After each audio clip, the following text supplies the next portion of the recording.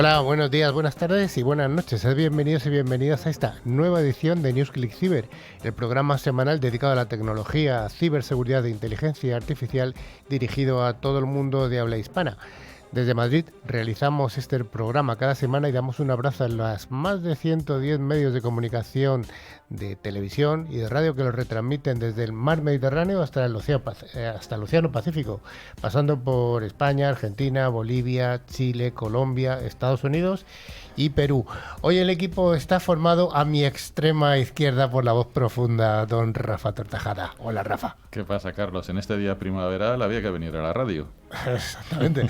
Primaveral todavía, bueno, estamos 20 grados, casi. Estamos en invierno todavía, ¿eh? Sí. O sea que a mi centro izquierda, a nuestro subdirector, a don Carlos Valerdi. ¿Qué tal? Buenas tardes. Bueno, adhiero a lo que dice Rafa. Estos días están lindos para venir a la radio, para disfrutarlos, así que bueno, hay que aprovechar. Ya vendrá el mal tiempo, ya ¿no? vendrán tiempos peores. Y tenemos también al señor más divertido de los micrófonos, a don Javi Soria. Hola, hola. Hoy la palabra es soluciones.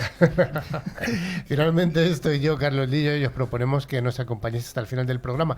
También damos las gracias a nuestro fantástico y técnico Pedro, el pulpo de los potenciómetros, el mago de todas esas manecillas que tiene por ahí.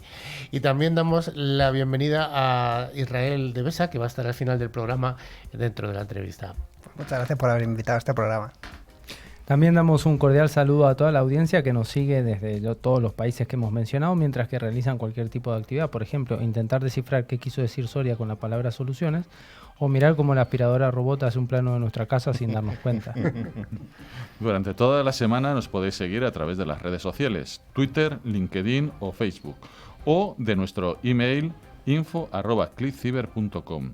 Además, recordamos y recomendamos visitar nuestra web llena de interesantes contenidos como clickciber.com. También informamos de que se puede acceder a todos los programas anteriores a través de nuestros podcasts disponibles en Spotify, iVoox, Apple Podcast Tuning, YouTube, Twitch, Amazon Music y muchos más. Además, invitamos a suscribirse en cualquiera de estas plataformas y animamos a dar like para sentirnos queridos, amados y achuchados. Para ello, solo hay que buscar la palabra ClickCiber. Mira que nos gusta que nos den el like, ¿eh? Bueno, don Carlos, ¿qué vamos a tener en el programa de hoy? Bueno, vamos a empezar comentando algo, como cada programa. El día 14 de marzo de 1879... Atención. ¿Quién nació? Albert Einstein, físico alemán de origen judío, nacionalizado después suizo y estadounidense. Hay que decir que tuvo 5 nacionalidades distintas, fue apátrida también. Es autor de la famosa ecuación de la física más conocida y popular del mundo, que es E igual a m por c al cuadrado. Bueno, lo dejamos a los oyentes que investiguen de qué se trata esto. Luego tendremos las noticias de cada semana, la ciberpíldora, donde hablaremos de los bots en mercados financieros. Interesante tema. Las tecnoefemérides, un monográfico donde hablaremos de IRM, ya vamos a ver de qué se trata, y nuestro invitado del día, Israel de Besa, de Capital Energy. Bueno, pues vayamos con ese primer bloque, el bloque de noticias de ciberseguridad, pero avisamos a toda la audiencia de que una de las noticias es una noticia falsa, es una noticia fake. Hay que estar atento a ella, estamos atentos, descubrimos cuál es, porque al final habrá un concurso y ese concurso preguntaremos que cuál ha sido esa noticia falsa. Así que vayamos con ese primer bloque.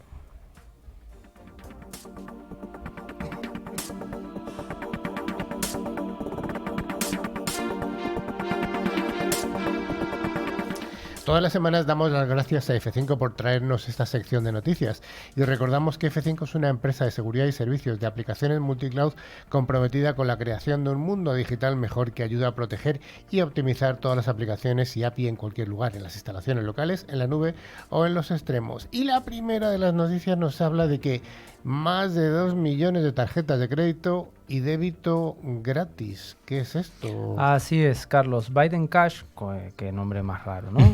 Un sitio oscuro dedicado a la venta de datos de tarjetas de crédito y débito robadas, celebró su primer aniversario al lanzar una base de datos gratuitas de 2.200.000 tarjetas de crédito y débito. El mensaje de Biden Cash tenía la intención de promover el servicio, además de números de tarjeta, fechas de vencimiento, hasta el 2052 en algunos casos, y códigos de seguridad. Los datos filtrados también incluían otra información personal adicional como nombres, direcciones de correo electrónico, números de teléfono y demás. Los datos corresponden a tarjetas de crédito y débito de diferentes países, mientras que en Estados Unidos, que fue el más afectado, había 970.000 registros, México fue el segundo con 98.000 registros y China el tercero con 97.000. Mientras que el análisis de la base de datos reveló muchos duplicados, más de 2 millones eran únicos. La base de datos también contiene casi 500.000 direcciones de correo electrónico únicas que se pueden usar para enviar correos electrónicos de phishing o cometer otro tipo de fraude, como por ejemplo robo de identidad. Por otro lado, incluso si los investigadores no pudieron confirmar la validez de los datos filtrados, no significa que puedan ser datos expedidos por banco o por los clientes. Seguramente sí. Además de los datos de las tarjetas de crédito y débito, otra información personal también puede usarse para esos ataques de phishing y fraudes que nos acaba de comentar Valerdi. Esto es peligroso. Biden Cash es un sitio web que funciona desde el 28 de febrero del 2022 y ha utilizado filtraciones de base de datos en otras ocasiones como táctica para promocionar sus servicios. En octubre hizo lo propio con una base de datos de más de 1,2 millones de tarjetas de crédito. Nos vamos ahora con un nuevo ransomware, que ya sabemos que son este tipo de malware que lo que hace es robar los datos. En este caso es Medusa Locker, que es un nuevo ransomware que, atención, tiene muchas víctimas en América Latina. Pues sí, un grupo de agencias americanas como el FBI, la CISA y el FinCEN han publicado información sobre el ransomware Medusa Locker, que se detectó recientemente en América Latina y Argentina. Medusa es una variante antigua de este malware que no debe confundirse con el troyano del mismo nombre que se utiliza en Android, que se ha promocionado en los mercados de la Dark Web desde 2015, antes de agregar capacidades de denegación de servicio distribuido en HTTP en 2017. La nueva variante es una continuación de una variante de malware más antigua basada en el código fuente filtrado de la botnet Mirai, y hereda sus capacidades de orientación a Linux y sus amplias capacidades de ataque DDoS. El grupo ganó notoriedad recientemente por robar datos de las escuelas públicas de Minneapolis, subirlos a un sitio web, a un sitio de filtrado de datos y mencionar una agresión sexual que involucró a varios estudiantes. Además, Medusa ahora se anuncia como malware como servicio, que comentamos en un programa anterior, para realizar denegación de servicio, minería, a través de portales dedicados. Promete estabilidad del servicio, anonimato del cliente, soporte, una API fácil de usar y costos asequibles que se pueden adaptar a todas las necesidades. Pues sí, lo que es particularmente interesante de esta nueva variante Medusa es la función de ransomware, que le permite buscar en todas las carpetas tipos de archivo válidos para cifrar. La lista de tipos de archivos de destino incluye principalmente documentos y archivos de diseño vectorial. Los actores de Medusa Locker se basan principalmente en las vulnerabilidades del protocolo de escritorio remoto, RDP, para acceder a las redes de las víctimas, cifrar los datos y luego dejar caer una nota de rescate con instrucciones de comunicación en cada carpeta que contiene los archivos cifrados. La nota instruye a las víctimas a entregar pagos de ransomware a direcciones específicas de billeteras de Bitcoin. ¿Recordamos un poco, Javi y Rafa, lo que era esto del ransomware de una forma muy somera? El ransomware, pues al final te infectas con un archivo que tú has pinchado, ya sea que te ha llegado por un mail o que estaba en un USB o en cualquier sitio, y todos tus datos empiezan a volverse locos e inentendibles e ininteligibles, es decir, cifrados. No sabes lo que tienes y te piden pues dinero para darte la clave y que vuelvas a tener tus datos. O sea, lo que es un secuestro de datos, puro y duro. Exactamente. Algo que con un backup. Bueno, o no pinchando, ¿no? Que no tengas en el mismo servidor, que lo tengas aislado. Bueno, esas cosas que siempre decimos de... sí. Vayamos con la siguiente noticia que nos vas a contar, Javi Soria, que nos habla de Don Pinochito y los robots. Esto es un poco raro. Un conglomerado de ciberdelincuentes afirman haber creado robots parecidos a los humanos y estar hackeando los sistemas políticos, sanitarios y económicos mundiales. Afirman que sus clones tienen aspecto humano, les cambian solo las orejas para que sepamos quiénes son y que se les ordena hacer cosas mediante wifi o satélite, que hagan estupideces cada vez mayores a fin de demostrar que no son humanos, sino cyborgs torpes, para buscar los fallos y mejorarlos. Sin embargo, la gente ha empezado a creer que son los mejores políticos que ha habido nunca. Todo el rato se contradicen y roban más descaradamente de lo, entre comillas, normal, como Bernie Hill. Infunden temor y miedo para que la gente tome medicamentos corrosivos que no se han probado o simplemente hunden bancos y regalan dinero a sus amiguetes. En esta distopía de capitalismo de amiguetes parece que la falacia en extremo se cree más que la realidad. Anonymous ha decidido hacer como en Yo Robot y hackear la sede central para cambiar su comportamiento. De momento solo ha conseguido que todos hagan pan en casa y que le den su soberanía a la Organización Mundial de la Salud. Todos los Robocops aplauden a la misma hora como falla en la conexión de 2 chips de ruido. Bueno, vamos a ver, vamos a poner un poco de orden. Como hemos dicho al principio, hay una noticia que es fake. No quiero decir que haya sido esta, pero bueno, ahí lo dejamos. ¿Quién será? Vamos a la siguiente noticia. Hay un botnet que se llama Prometei, que ha afectado a más de 10.000 PCs y que se están utilizando para minar esa criptomoneda que se llama Monero. ¿Qué nos cuenta, Rafa? Desde noviembre de 2022, el malware Prometei ha afectado a más de 10.000 PCs utilizadas para minar Monero sin ellos saberlo. A diferencia del malware tradicional, en el caso de los botnets, los atacantes buscan controlar los recursos del sistema afectado. En el caso de Prometei, se utilizó la red de PC infectados para minar Monero, que la denominación es XMR para el que lo tenga. Pues sí. Del total de equipos infectados, estos equipos se distribuyen en más de 150 países, siendo los más afectados Estados Unidos, Brasil y China. Sin embargo, como no, señalan que Rusia fue el país menos afectado y concluyeron que el conflicto entre Rusia y Ucrania tuvo un impacto en la propagación del malware, ya que Rusia está excluida de la red Tor. La investigación destacó que Prometei pudo eludir las medidas de seguridad de Windows y Linux y obtener privilegios de administrador, lo que le permitió controlar los recursos informáticos. Los desarrolladores de Prometei han incluido un sistema para actualizaciones de software a través de servidores remotos, lo que dificulta que el software antivirus detecte este malware. Vamos ahora con una noticia que ha tenido un gran impacto mediático en España y es ni más ni menos que uno de los más grandes hospitales de la ciudad de Barcelona ha sido atacado y han sido sustraídos más de 4 terabytes de datos y además este hospital, el Hospital Clínic de Barcelona, ha sido paralizado. Así es, bueno, ya lo habíamos comentado la semana pasada, pero que esto sigue teniendo desarrollo y ha vuelto a ser víctima de otro ataque más. Recordemos que se cancelaron 150 cirugías que no eran urgentes, 4.000 pruebas ambulatorias y más de 11.000 citas ambulatorias, y los autores exigieron un rescate de 4,25 millones de euros por no publicar la información que obtuvieron de los datos del centro. El hospital le dijo a la Agencia de Ciberseguridad de Cataluña que había sufrido un ataque de ransomware que obligó a los servicios de emergencia, farmacias y laboratorios a coordinar los códigos de emergencia y el transporte sanitario con otros hospitales de Barcelona. Vamos a decirlo así, un pequeño caos. Los esfuerzos de restauración están progresando con el tiempo. El martes 7 de marzo el hospital pudo retomar las actividades del programa y rehabilitación ambulatoria en la modalidad habitual, pero el viernes 10 de marzo se retomaron el 40% de las operaciones quirúrgicas y el 70% de las consultas externas. El mismo viernes los autores exigieron un pago de alrededor de 4,25 millones de euros, pero la Generalitat dijo que no se había exigido un rescate ni entablado ninguna negociación de pago para la recuperación de los datos potencialmente robados. Los Mossos de Escuadra e Interpol intentan determinar el origen del ataque recuperando parte de la información. Sergio Marcén, jefe de Telecomunicaciones y Transformación Digital de Clínicas Hospitalarias, dijo: las bases de datos del hospital no fueron atacadas y gracias a las copias de seguridad se pudo guardar mucha información porque estaban protegidas fuera de línea.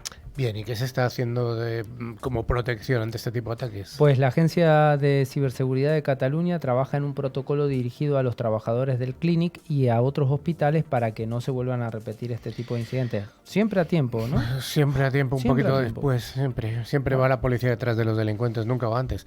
Pero yo creo que lo importante de este caso es que ha sido tan grave y tan importante que tiene que tomarse conciencia no este hospital que ha sido atacado, sino los otros cientos de hospitales que hay en España y el resto de Latinoamérica. Lamentablemente tiene que servir de testigo para que no pase lo mismo que, bueno, ya de hecho está pasando en algún hospital de Francia también, pero para que no se replique esto en el resto de los hospitales. Entonces hacemos un llamado a tomar conciencia y a tomar las medidas para evitar que esto se replique. Medidas desde el punto de vista de los recursos humanos y medidas tecnológicas. Correcto. Que ya hemos hablado alguna vez en el programa y que vamos a volver a incidir, de ciberseguridad en el entorno sanitario, que es algo absolutamente crítico. Porque acá hay vidas humanas. Recordemos esto, que no es una empresa que pierde dinero, son vidas humanas. Son cirugías que se cancelan, entonces ya esto es grave en serio. Si hasta ahora no nos habíamos dado cuenta, pues que esto nos sirva, ¿no? La siguiente noticia nos habla de que han sido detenidas 64 personas por estafar 4 millones de euros mediante los timos famosos y antiguos de la estampita. Esto parece broma, pero sigue funcionando, Rafa. Sí, pues la policía derrotó a una organización criminal internacional que estafó a empresas por más de 4 millones de euros. Los 64 detenidos, 28 en Palma, 3 en Ibiza, 4 en Madrid, 17 en Valencia y el resto están repartidos, son presuntos responsables de delincuencia organizada, fraude, blanqueo de capital y acceso informático ilícito. Cometen fraude utilizando un modus operandi conocido como BEC, compromiso de correo electrónico comercial, dirigido a ejecutivos y directores de empresa. El ataque tuvo lugar desde Nigeria, a donde enviaron los fondos obtenidos de forma fraudulenta. Una investigación de agentes expertos en la lucha contra el cibercrimen ha puesto al descubierto una amplia red de mulas bancarias, como le llaman en España, que recibía estas transferencias ilegales. El liderazgo de la organización en España, que consta de 3 personas, fue llevado ante la Corte Suprema. Se están comunicando con la sede de Nigeria, donde tuvo lugar el ataque, y desde donde se transfirieron las ganancias fraudulentas, que no son a un príncipe nigeriano. Además, se han bloqueado más de 600.000 euros como medida preventiva.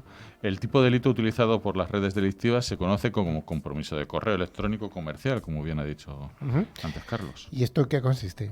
Bueno, a ver, veamos. Tras acceder a estos correos electrónicos de las empresas mediante técnicas de ingeniería social, que también hemos hablado de esto, los ciberdelincuentes se centran en obtener información confidencial de las empresas, sus carteras de clientes o las transacciones financieras que tengan pendientes. Luego, mediante ataques de correo electrónico altamente personalizados, suplantan la identidad corporativa de estas empresas frente a clientes y entidades financieras con las que tenían contratos comerciales y obtienen facturas y grandes transacciones financieras ingresadas a las cuentas bancarias del grupo que él mismo controlaba. Pues la investigación se inició con una denuncia de una empresa española que presuntamente fue estafada con más de $320.000 al no recibir las remesas correspondientes a los servicios prestados a la empresa de la República Democrática del Congo. El fraude se llevó a cabo cuando los ciberdelincuentes accedieron a correos electrónicos intercambiados entre empresas españolas y congoleñas y reemplazaron las cuentas de pagos reales por cuentas mula bancarias que finalmente recibieron los fondos. Las mulas bancarias obtienen el 2% de las transacciones. También se incautaron 4 terminales móviles y cerca de 200 cuentas bancarias. Increíble esto de las timas, los timos nigerianos que siguen ocurriendo de vez en cuando y de vez en cuando es recurrente, pero sigue habiendo este tipo de ataques que a veces atacan a personas, a veces atacan a entidades. Pero volvemos a lo mismo, un ataque de ingeniería social. O sea, el eslabón más débil de la cadena seguimos siendo los seres humanos. Entonces hay que seguir concientizando en este tipo de cosas. Carlos, ¿cuántas veces te ha llegado hoy el mensaje de Mau que te regalaban? Yo ya sería más rico que Bill Gates si fuera porque todo lo que me llega. Sí. Ay. La última de las noticias que vamos a contar esta semana nos dice que el presupuesto de Estados Unidos ha asignado fondos para reforzar la ciberseguridad federal y además implementar una estrategia nacional de ciberseguridad, Javi. Que lo copien todos los gobiernos, pero ya, dinero para ciber, sí. Sí, pero desgraciadamente no todos los gobiernos tienen los fondos de Estados Unidos. Bueno, si el dinero es deuda. Bueno, el gobierno de Estados Unidos publicó la semana pasada el presupuesto federal para el año fiscal 2024, que refuerza la ciberseguridad, al garantizar que todas las agencias aumenten su presupuesto de servicios públicos y trabajen para implementar la Orden Ejecutiva 1428 del presidente Joe Biden, mejorar la seguridad cibernética de la nación y el memorando moviendo al gobierno de Estados Unidos hacia los principios de ciberseguridad y confianza cero. La Oficina del Director Nacional Cibernético publicaron las prioridades de ciberseguridad de la Administración para el presupuesto 2024, que establece 3 áreas de inversión en ciberseguridad para las agencias del Poder Ejecutivo Civil Federal: mejorar la defensa y la resiliencia de las redes gubernamentales, profundización de la colaboración intersectorial en defensa de la infraestructura crítica y fortalecimiento de los cimientos de nuestro futuro habilitado digitalmente. El documento agregó que para avanzar en el compromiso de la Administración de hacer que el ciberespacio sea más resistente y defendible, el presupuesto proporciona 145 millones adicionales para la Agencia de Ciberseguridad y la Industria, el CISA, para un total de 3,1 1.000 millones. ¡Ostras! Madre mía. Esto incluye 98 millones para implementar la ley de informes de incidentes cibernéticos para la infraestructura crítica del 2021 y 425 millones para mejorar las capacidades analíticas de la ciberseguridad interna. Para afirmar el liderazgo de Estados Unidos en la competencia de la República Popular China, el presupuesto incluye 400 millones para el Fondo de Contrarrestación de la Influencia de China. Además, el presupuesto solicita 753 millones para que Ucrania continúe contrarrestando la influencia maligna rusa y para satisfacer las necesidades emergentes relacionadas con la seguridad, la energía, la ciberseguridad, la desinformación, la estabilización macroeconómica y la resiliencia de la sociedad civil. El presupuesto también solicita préstamos continuos de financiamiento militar extranjero y autoridad de garantía de préstamos para garantizar la disponibilidad de una herramienta financiera para ayudar a los socios de Estados Unidos a invertir en equipos estadounidenses. Bueno, aquí mucho baile de cifras, como decía Javi, al final es un poco dar el ejemplo de que se están haciendo cosas en los países que son más potentes económicamente, pero sí que tenemos que copiar en los países con menos recursos, por supuesto que en proporción, pero hay que hacer esta protección sí o sí. Muchos millones, eso es poco, chiqui. Y además invertir en la industria de seguridad o en la industria europea, porque ¿cuántas empresas hay europeas de seguridad? Bueno, siempre hay que invertir dentro de lo que se cabe en la industria local, en Europa, en Latinoamérica, en los países que sea, pero la realidad es que la industria más potente es la de Estados Unidos y en menor medida la de Israel.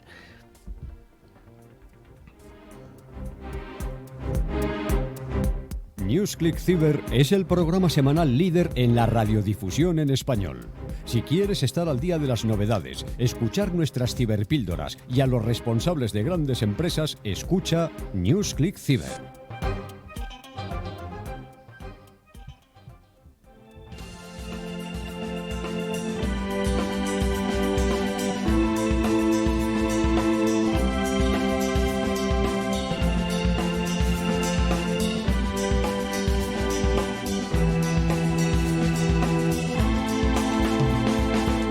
Gracias a empresas de alta tecnología, como es el caso de Allot, cada semana NewsClick Cyber os ofrece nuestra particular ciberpíldora que intenta aclarar distintos conceptos tecnológicos.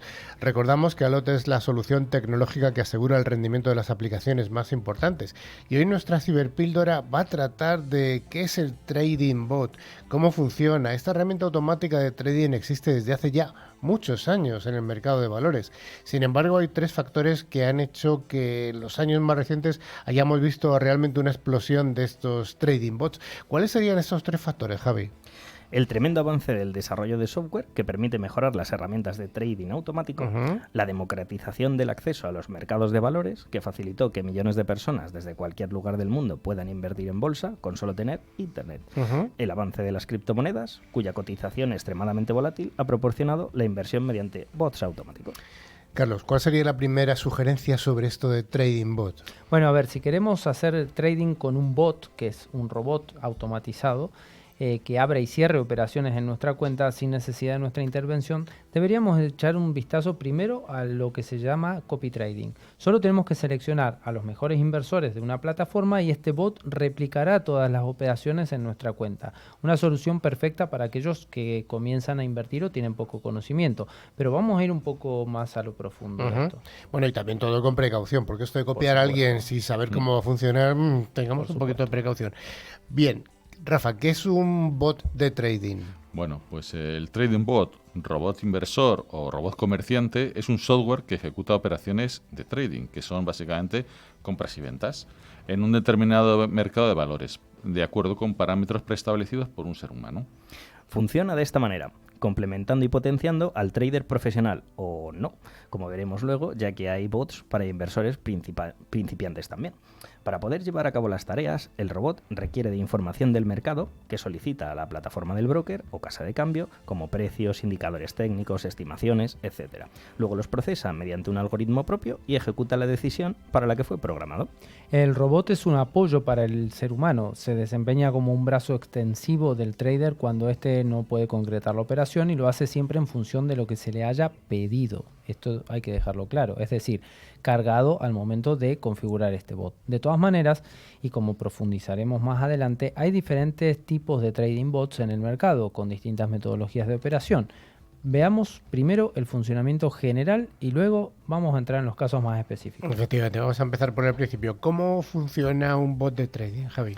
Un trading bot funciona en líneas generales de la siguiente manera. En primer lugar, hay una configuración manual definida por un usuario en el cual un trader, especifica al software qué tipo de decisiones tomar en determinado contexto del mercado. Luego el robot trader analizará los precios del mercado, estudiará los indicadores estadísticos, incluso leerá y considerará las noticias relativas a la economía y a las finanzas. En base a esta dinámica de información, en algún momento que él considere apropiado, el bot ejecutará un comando y lanzará al broker la transacción que su inteligencia le dictaminó, comprar o vender por cierta cantidad. Un trading bot, como vemos, hace su propia interpretación del mercado, teniendo en cuenta lo que él cree que será una tendencia en el futuro a corto plazo, a largo plazo, a medio plazo. En base a estas decisiones automáticas, un bot puede brindar a su inversor representado buena rentabilidad y no es de extrañarnos que hayan tenido tanto auge y uso durante los últimos 10 años, en los que el avance tecnológico y financiero global ha sido tan impactante. Rafa, ¿cómo crearías tú un trading bot de estos? Bueno, es posible crear un bot de trading para alguien que no sea experto en programación ni tiene un perfil técnico. Para ello deberemos definir los criterios que luego serán usados por el algoritmo informático en nuestra representación. A ver, para ser más claros, Rafa, lo que debemos hacer es marcar el campo de juego o en lenguaje financiero, definirle al bot los términos de margen de negociación de los contratos que vaya a negociar. Esto incluye indicadores técnicos específicos para tener en cuenta, activador de gestión de riesgos a tolerar y cómo comportarse ante ellos, niveles altos, bajos de apertura o de cierre y los precios de los mercados actuales. En brokers que utilizan la plataforma MetaTrader es relativamente sencillo crear un bot de tipo Expert Advisor, aunque se requiere cierto conocimiento técnico. En cambio, muchos corredores en línea también nos permiten utilizar estrategias prediseñadas, lo que hace más sencillo y accesible a inversores no expertos en IT, pues su primer pinito. Estos bots de trading se configuran desde una interfaz amena, diseñada específicamente para usuarios novatos como nosotros, donde le pasaremos los parámetros de la mencionada plataforma de negociación al trading bot de una manera más natural y amigable. Además, los mejores brokers te facilitan el uso de una cuenta demo gratuita y sin restricciones, desde donde podemos operar con dinero ficticio y probar este tipo de herramientas sin riesgo de perder capital durante el aprendizaje. Bueno, aparte de que esto empieza a dar un poco de miedo, yo desde luego no metería ahí el 100% de mis ahorritos, pero bueno, ¿cuáles serían los tipos de operaciones que se pueden hacer con un trading bot? Rafa. Bueno, pues Mirror Trading, un ejemplo de este tipo de automatización es el mencionado Copy Trading. Estos bots funcionan replicando de manera automática en nuestras carteras los movimientos realizados por otros traders en sus propios portfolios. Bots de trading algorítmico. Este tipo de robots funcionan más bien como consultores, de hecho se los llama asesores expertos, y se trata de software que contienen indicadores acerca de cuáles son las mejores condiciones de mercado favorables para poder operar. En este sentido, este tipo de robots abre una posición y la cierra tan pronto como las condiciones están a punto de volverse desfavorables para la negociación. Es un bot muy popular en plataformas de tipo MT4, aunque requiere de cierto conocimiento técnico para su configuración. Luego están las señales de trading. Este tipo de trading bot en realidad es semiautomático, ya que exige un seguimiento y ajuste periódico de los parámetros fijados por el trader o el inversor. Este software envía al inversor notificaciones con la información acerca de cierto escenario que le interesa al trader, permitiéndole acceder a la plataforma en el momento justo para realizar tal o cual transacción. El bot está constantemente monitoreando los activos de interés prefijados por el trader y cuando ocurre lo que se había manifestado o lo que éste quería, como de interés para él, el robot se lo notifica. Ahora entiendo que utilizar un bot de trader, un robot inversor, por ti tendrá ciertas ventajas e inconvenientes. Si queréis empezamos por las ventajas. ¿Cuáles serían? La reacción de un trader de manera natural la gran mayoría de las veces no puede ser tan veloz como lo puede ser brindar un software, ocasionando pérdidas de momentos, tiempo en la compra o venta y por ende oportunidades de negocio. Es decir, si el trader fuera veloz, debemos considerar también la velocidad de la plataforma. Aquí los bots sacan muchísima ventaja. El seguimiento de todas las novedades del mercado, precios, cotizaciones, noticias de todo el mercado, todo el tiempo, es imposible que lo haga un ser humano a la misma velocidad. El bot sí puede hacerlo gracias a sus potentes algoritmos y capacidad de procesamiento. El trading bot opera y se mantiene informado 24/7. Nosotros tenemos que dormir. Por último, un robot garantiza mantener las emociones fuera del tema. Aún el trader más experto involucra emociones y muchas veces, pues eso es una cagada. Nos has contado las ventajas de un trader robot o un algoritmo que está haciendo este tipo de operaciones, pero entiendo que también hay desventajas, ¿no, Carlos? Sí, por supuesto. Primero decir que lo de dormir está sobrevalorado. Los bots a veces no suelen responder bien ante cambios drásticos de mercado, que este último año lo hemos tenido. Estos días pasados, con el banco de Silicon Valley. La inflación y demás. La experiencia e intuición, que son dos valores humanos, no pueden ser reemplazados, al menos por el momento, por un software, y son muy importantes a la hora de la inversión. A veces un bot puede ejecutar transacciones en tu nombre que no son las esperadas, aunque le hayas definido la plataforma de negociación, en cierto punto gozan dentro de ese espectro de autonomía y tal vez deciden lo que tú no hubieras decidido. Uh-huh. Y ya para acabar un poquito, dentro de los trading bots, todo últimamente programa de tecnología aparece la palabra cripto. Entonces también tiene que aparecer el Crypto Trading Bot. ¿Qué es esto? Pues bueno, los Crypto Trading Bots o robots de comercialización en el mundo de las criptomonedas son tal vez la última avanzadilla de este tipo de tecnología aplicada a las finanzas. Es que el mercado cripto, con sus activos de muchísima volatilidad, ha generado una gran cantidad de bots que prometen usufructuar esa característica y obtener grandes rentabilidades. Y recordemos que el mercado cripto no para, los otros sí. No para porque es 24 horas al día, ¿no? Ajá. El uso de bots en trading de criptomonedas es polémico y hay tantos predicadores de su uso como detractores también. De todas maneras existen y los hay en gran cantidad y tipos. Tal vez el más popular es el llamado bot de arbitraje, el cual examina los precios de los exchanges y ejecuta transacciones para aprovechar esas discrepancias que hay entre ellos. Debido a que el precio de una criptomoneda suele variar un poco entre un exchange y otro, un trading bot que logra moverse lo suficientemente rápido puede obtener una ventaja de estos exchanges que se retrasan en la actualización de los precios. Hay otros tipos de bot que utilizan, por ejemplo, datos de precios históricos para probar estrategias de trading. Incluso hay otros que están programados para ejecutar operaciones cuando detectan señales particulares como un precio o determinado volumen de operaciones.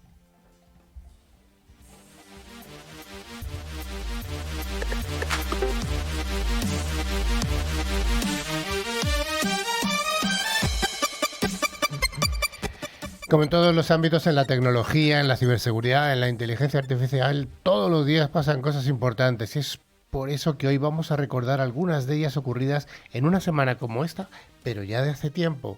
Si queréis empezamos por un hito importante dentro de la informática doméstica, que fue el lanzamiento del IBM Personal Computer o el IBM PC XT. ¿Cuándo ocurrió esto? Eso fue el 8 de mayo de 1983, que bueno, como bien dices, el IBM XT o simplemente el XT provienen de las palabras Extended Technology, fue de las primeras computadoras personales de nuestros amigos de IBM. Bueno, fue la primera computadora o ordenador personal de verdadera importancia, de verdadera calidad. ¿Qué me cuentas de Barbie? ¿Barbie, la muñeca? Venga. Bien, el 9 de marzo de 1959, Mattel lanza la Barbie, la muñeca más famosa y vendida del mundo. Esta muñeca fue creada por Ruth Handler, esposa de Elliot Handler, que era el cofundador de la empresa Mattel. Y yo pregunto aquí a los presentes en el programa, ¿cómo se llama el novio de Barbie? Ken. Ah, ahí está, hemos estado listos. Año 1894, nos vamos al siglo XIX. 1894, un 12 de marzo, el farmacéutico John Pemberton, ¿alguien lo conoce? No, seguro que no, pero vende las primeras botellas de su tónico, que hoy tomamos todos, la Coca-Cola. Oh. La nueva bebida se comercializa con una fórmula tónico para los nervios y el cerebro, para uso médico. Bueno, tenía otros componentes. Servía para los nervios y el cerebro, seguro te los alteraba. Bueno, y una semana como esta vamos a recordar que el 14 de marzo es el Día Internacional de las Matemáticas o el Día de Pi. El Día del número Pi. Uh-huh. Se celebra en honor a la expresión matemática Pi. ¿Es así? Porque es 14 de marzo, 3,14, correcto. Y también podemos decir que el 14 de marzo de 1994, nuestro amigo Linus Torvalds lanza la versión 1.0 de Linux, que para ese momento era el sistema operativo, contaba con 176.000 líneas de código. Rafa, ¿te suena, no? Ahora tiene un poquito más, sí.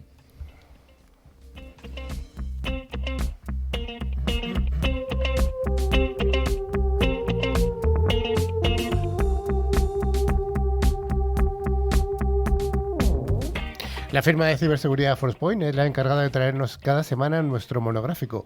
Recordamos que Forcepoint es el fabricante líder en seguridad convergente que además tiene un amplio catálogo de soluciones en ciberseguridad.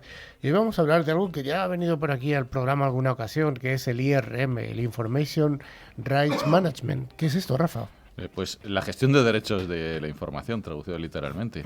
También conocida en sus inglés, pues, como has dicho, Information Rights Manager, IRM. Hace referencia a las tecnologías de control de acceso utilizadas para limitar la visualización, edición, impresión y reenvío de cualquiera de la información corporativa. En los últimos ataques, por ejemplo, el que hemos estado hablando hoy del Hospital Clinic, lo que se ha hecho es, primero, antes de cifrar los datos, extraen la información para chantajearlo, como hemos dicho, los 4 millones y pico que han pedido. Pues un sistema IRM, en este caso, nos ayudaría, ya que si la información confidencial o sensible está cifrada, por lo menos no nos van a poder chantajear. O sea, que hubiera sido una vacuna para el ataque que ha tenido el Hospital Clinic. Atención, hospitales, instalar IRMs. Sí. Bueno, como pueden ver, un sistema IRM tiene muchísimas ventajas, entre algunas de las que ha comentado Rafa, pero también está el cumplimiento normativo de, por ejemplo, la GDPR, poder cifrar los ficheros con información confidencial o información que está bajo la órbita de la GDPR es vital para cualquier organización.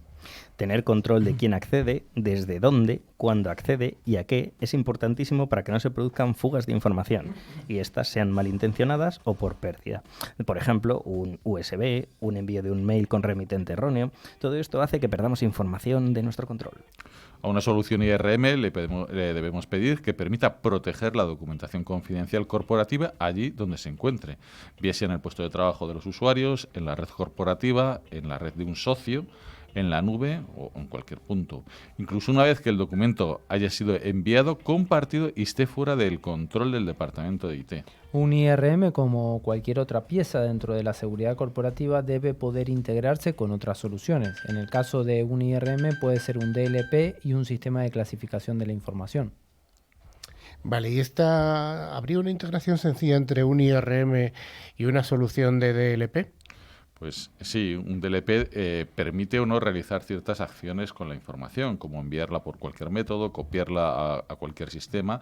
Al integrarla con una solución de IRM, lo que se haría es que esta información se almacena cifrada por este sistema, de forma que un usuario tiene privilegios para copiar o enviar la información se copia y se envía protegida, es decir, está cifrada con un sistema gestor de IRM.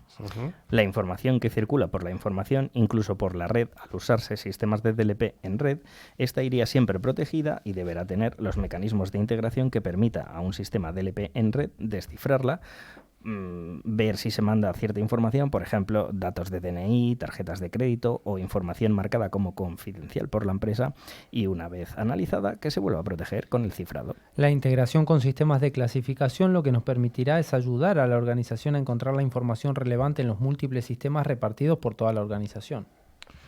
Pues bueno, hay muchos ejemplos del uso de un IRM, pero todos van a confluir en un único punto, que es proteger la información más importante o sensible de la organización.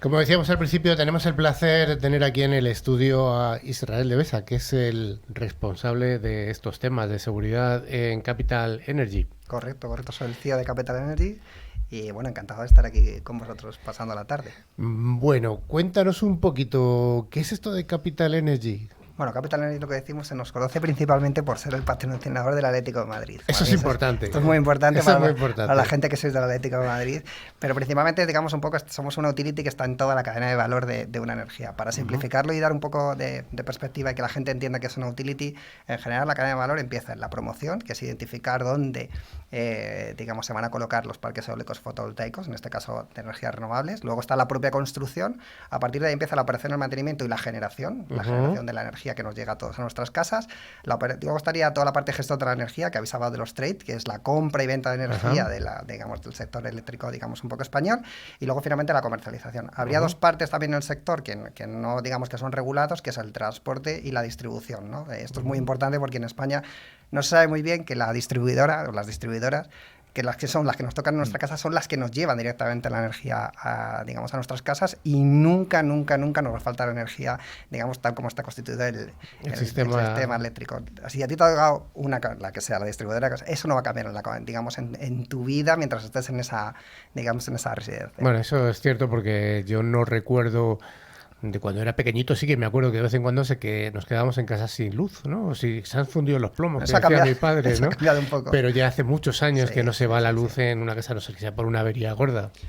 Es decir, que lo que ha pasado en Argentina hace un par de semanas, aquí no podría pasar en el sistema energético español. Hombre, puede haber problemas, sí, como pasaba en Argentina, pero principalmente no, es decir... relacionado más con los comercializadores, tú puedes cambiar de comercializador en España, pero lo que nunca va a faltarte es la energía, porque quien te lleva la energía, es decir, quien mete el tubo, permíteme simplificarlo así, quien mete el tubo para llevar la energía hasta tu casa es la distribuidora. Tú lo que cambias es esa empresa con la que comercializas, con la que te da una serie de servicios extra, digamos, en este caso sobre la energía, en este caso que consumes en tu casa, tanto la electricidad como el gas, que son las dos principales, energías que consumimos habitualmente todos en nuestras residencias. Entonces, vosotros os dedicáis a la generación de parte de ese flujo energético que hay, que se inyecta en la red. Correcto. Una de las cosas más relevantes que hace Capital Energy es, digamos, un poco justamente la promoción, la construcción y la generación, que es un poco donde nace Capital Energy hace unos 20 años. También hemos tenido, digamos, comercializadora, pero bueno, un poco la situación, digamos, un poco de la comercialización en España es complicada, y digamos, en ese sector nos hemos quedado solo para el mundo B2B, el Atlético de Madrid y algunas otras grandes compañías a las que le servimos. ¿Hay alguna más grande que el Atlético de Madrid? Ninguna. Vamos a dejarlo. Bueno, ¿os dedicáis a la generación de energía? ¿Algún tipo de energía concreto? O no, la renovable. Nosotros somos exclusivamente renovables, especialmente fotovoltaica y digamos, eólica. Esas son un poco las dos, digamos, un poco tecnologías en las que nos estamos moviendo. Ahora principalmente también el hidrógeno verde, que lo conocéis ahora, se está poniendo más de moda y, digamos, es uno de los elementos en los que estamos trabajando, pero principalmente el sector o las tecnologías en las que nos estamos moviendo son la eólica y la fotovoltaica. ¿Más o menos en qué balance? Casi te diría más un 80-20, ¿no? Es decir, más en eólica. Nosotros estamos mucho más focalizados en el sector eólico que en el fotovoltaico. Aquí lo que decimos, en España hay una pequeña burbuja en el sector fotovoltaico, hay mucho que se ha concedido por parte de la administración. No se sabe exactamente cuál va a ser, digamos, un poco el resultado final de todos esos megavatios que hay que construir en el sector digamos, fotovoltaico. Principalmente porque es mucho más sencillo construir, digamos, una planta eólica es bastante más complicado que una planta fotovoltaica. Un poco el balance que tenemos nosotros de las distintas tipos de energía que hay que se inyecta en el mercado español. Estamos hablando de la energía hidroeléctrica, la nuclear, las renovables, eólica, solar, alguna más se me escapa, biomasa. Hay muchas, ¿no? Digamos, hay un sector, digamos, hay una clasificación bastante complicada de explicar aquí, pero digamos un poco lo relevante en España es que estamos alcanzando ya el 50%, digamos, el otro día salieron varias noticias al respecto, ¿no? Que habíamos batido el récord de energías renovables, digamos, inyectada, digamos, en este caso al pool, ¿no? Eso, digamos, según vayamos construyendo más megavatios en el sector fotovoltaico, eólico, biomasa, digamos, hidráulica, etc., digamos, iremos subiendo digamos, ese mix, iremos reduciendo, pues, sobre todo la térmica y digamos, el carbón, que son digamos, un poco la parte más fósil, que es la que estamos, digamos, un poco haciendo que es lo que se llama en España la transición energética, ¿no? Hacia un sector más renovable. Sí, porque la parte nuclear, que aproximadamente es el 20%, eso es un colchón que tenemos ahí siempre, que eso es lo que está funcionando siempre. Exacto, siempre lo que dicen es, lo primero que entra, bueno, es del todo cierto, pero lo primero que entra siempre es la nuclear, ¿no? Es decir, es la que primero entra al sector, se supone que es la más barata de todas las, digamos, un poco las energías, y luego ya entra la renovable, digamos, y luego van entrando las siguientes, y lo último al final es la parte, digamos, térmica, que es la más cara y la que encarece muchísimo la factura que todos al final recibimos. Sí, por los derechos de emisión, de CO2, etc. No, gas, ahora mismo también, que sabéis un poco la situación, eso es un poco digamos, lo que termina encareciendo, ¿no? La factura de la luz que tenemos todos en casa. Un poco por saber cuál es de qué estamos hablando de Capital Energy respecto a grandes empresas que se pueden conocer en España, tipo Iberdrola, Enel, Naturgy. ¿Dónde estáis vosotros? Nosotros nos sentimos muy orgullosos de que estamos compitiendo, decimos, somos pequeños, además a nuestro accionista le gusta mucho decir lo de la peli 300, ¿no? Entre comillas. No 300 porque... no queremos sacar, no queremos sacar como los 300, pero es una empresa pequeña que está compitiendo, digamos, con los grandes players como los que tú ya has comentado, ¿no? Entonces, en el día 25 hubo un hito muy, muy relevante en España, que son un poco los megavatios que hay que empezar a construir en los próximos años. Digamos, las cifras que nosotros tenemos, porque esto se publica, en el BOE, es público, se puede revisar, pero hay que coger todos los BOE de la administración central, administraciones, digamos, locales, etc.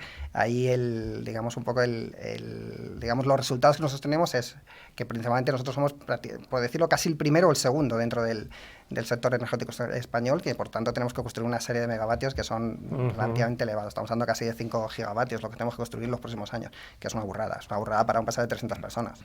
300 personas, por eso sois los 300, ¿no? Correcto, es lo que decía, por eso decimos somos los 300, somos un poco más, 300, me mataría la directora de Recursos Humanos si me escucha, no me lo sé, pero unos 380 creo que estamos en ese...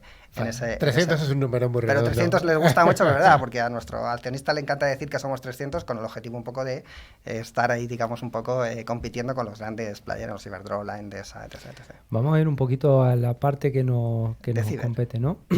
Has hablado de transición energética. ¿Se está acompañando la transición o la transformación digital al igual que la transición energética, tanto en el sector como en el resto del país? Sí, la verdad es que, digamos, yo llevo trabajando en el sector, digamos, de la energía los últimos 12 años y es impresionante. O sea, yo salí, por poner un poco de contexto, salí del sector aeronáutico, era una empresa como Iberia maravillosa, un montón de digamos, un poco de negocios diferentes que son maravillosos, pero el sector, digamos, cuando entré en el sector, digamos, energético, pensé, qué aburrido, qué casposo, ¿no? Da una sensación, es la realidad, es todo lo contrario. De verdad que hay digamos, el sector, digamos, un poco desde el punto de vista de tecnología, transformación digital, es brutal. Cualquiera de las empresas por las que he tenido la suerte de pasar, tanto grandes como pequeñas, digamos, la tecnología es hiper relevante. Cualquiera de digamos, un poco de esas partes que os he comentado de la cadena de valor es hiper radical y fundamentalmente, por ejemplo, la parte de ciberseguridad, un poco en la que estáis aquí focalizados, es, digamos, uno de los elementos más importantes digamos, un poco de esa transición, digamos, un poco tanto energética como digital, ¿no? En la que estamos envueltas todas y cada una de las compañías. Siempre hemos hablado en el programa cuando ha venido un invitado que tiene que ver con la parte industrial, que al fin de cuentas es la parte más relevante de vuestra empresa en cuanto a la generación. Siempre hemos visto el mundo de IT y el mundo de OT como esos dos grandes mundos están obligados a confluir, pero esa confluencia en una empresa tan nueva como es la vuestra es más sencilla, entiendo. Mucho más sencilla. Nosotros decimos que estamos en esa convergencia que ahora tanto se está, digamos, hablando en la comunidad.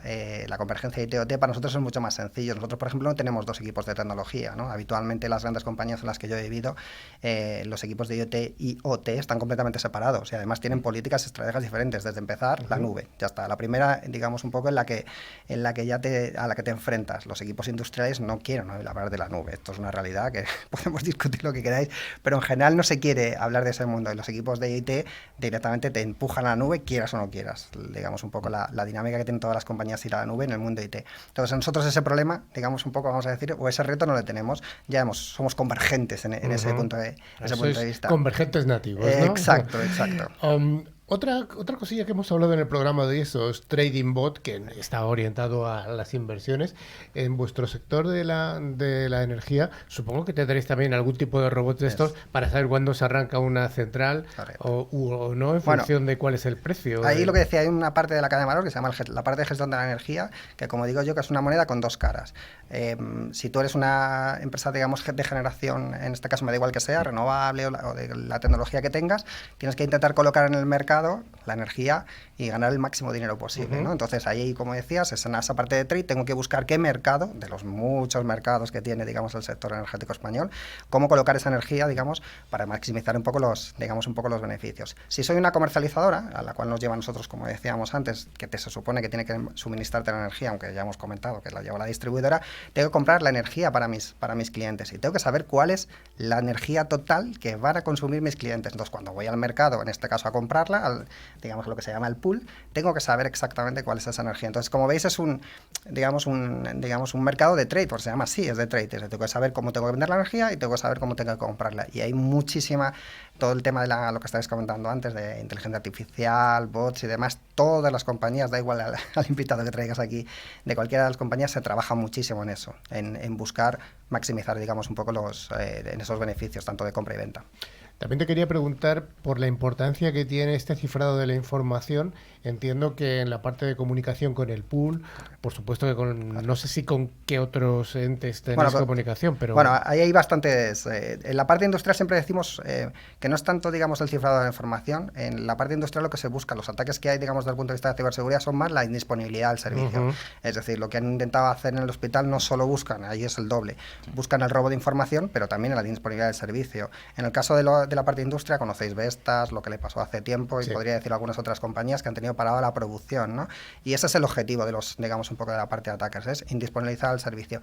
En la parte de IT, lo que estamos hablando, lo que se busca no es la indisponibilización del servicio, lo que se busca es el robo de información. Entonces, ahí, digamos, una empresa como nosotros tiene que estar pendiente de esos dos mundos. Cómo ciframos la información de los clientes con los que trabajamos. En nuestro caso, por ejemplo, imaginaos los propietarios a los que le hemos alquilado los terrenos para poner los parques renovables durante 30-35 años. No podría ser para nosotros ya un drama que toda esa información de esos clientes que tenemos saliera a la luz. Y en la parte de indisponibilidad, es decir, lo que tenemos que intentar evitar es, en la medida de lo posible, que no se paren nuestros parques, de ninguna manera, porque es una pérdida económica, y en el futuro, que es así un poco el matiz y si quieres, digamos, un poco la queja o las reivindicaciones, que digamos, un poco el sector renovables todavía no es infraestructura crítica, ¿vale? Que esto es relevante. Entonces, cuando empiecen a pararnos nuestros parques, vamos a decir, si tuviéramos esa mala suerte, empezaríamos a ver lo que te ha pasado, digamos, lo comentábamos en Argentina, se puede parar, digamos, un poco el suministro energético en España. Desde tu visión, ¿cuál crees que es la estrategia clave para mantener protegida una empresa de energía renovable, en este caso, a nivel de ciberseguridad hablo, ¿eh? Hombre, la primera la que decís aquí, ¿no? Invertir en seguridad. Invertir en seguridad. Money. Es una realidad. Es que, digamos, una de las cosas fundamentales hay que invertir. Y una de las, comentábamos antes de entrar en el estudio, ¿no?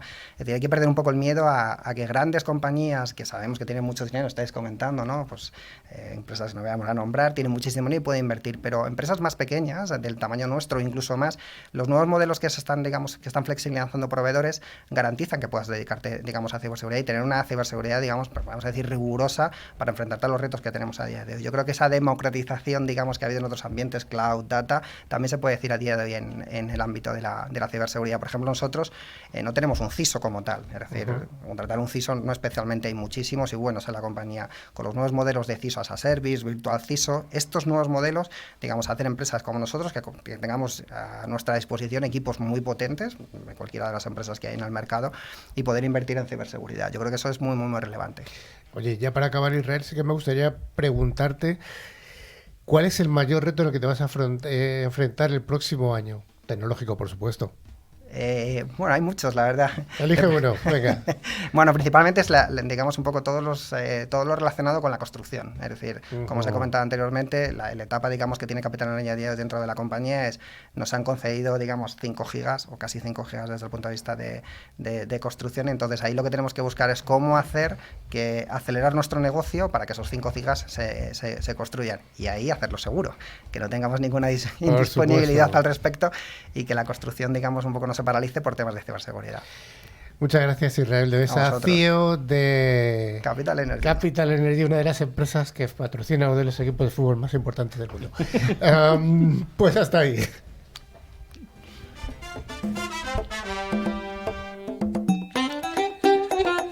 Como cada semana, 3Micro nos trae esta sección en la que nos facilita los premios, que recordamos son 2 licencias de antivirus con calidad profesional válidas cada una para 1 año y para 3 dispositivos. El valor de este regalo de 3Micro es de unos 50 euros, $50 al cambio.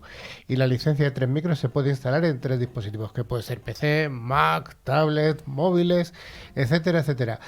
Rafa, ¿tenemos ganadores de la semana pasada?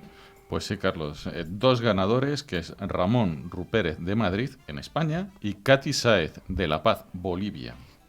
Pues enhorabuena a los premiados. Y la pregunta para la próxima semana, pues ya lo sabemos. ¿Cuál es la fake? Ya sabéis, ¿cuál es la noticia fake de todas las que hemos contado? No sabemos. Nadie sabe. Fácil, es la que se ríe Javi.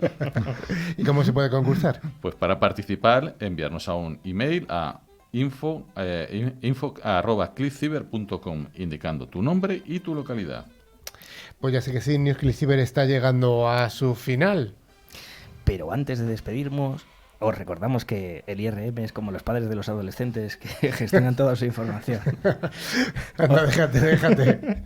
Os recordamos que a través de nuestra web clickciber.com se puede acceder a nuestra revista digital, ver las fotos y otros contenidos de interés, y también podéis seguirnos a través de nuestras redes sociales en Twitter, LinkedIn o Facebook. Finalmente recordamos que a través de todas las plataformas de podcast pueden escuchar tanto este como los programas anteriores también, que están disponibles en ebooks, Spotify, TuneIn, YouTube, Twitch, Amazon Music, buscando la palabra clave ClickCiber y dándole al like si te ha gustado el contenido. Bueno, hay que darle siempre al like. Siempre a él. Pues muchas gracias a toda la audiencia y nos vamos a ver y escuchar dentro de 7 días aquí en el mismo medio por el que nos estáis viendo o escuchando. Hasta la semana que viene, Javi, Rafa, Carlos, Israel, adiós. Pedro, adiós. Adiós.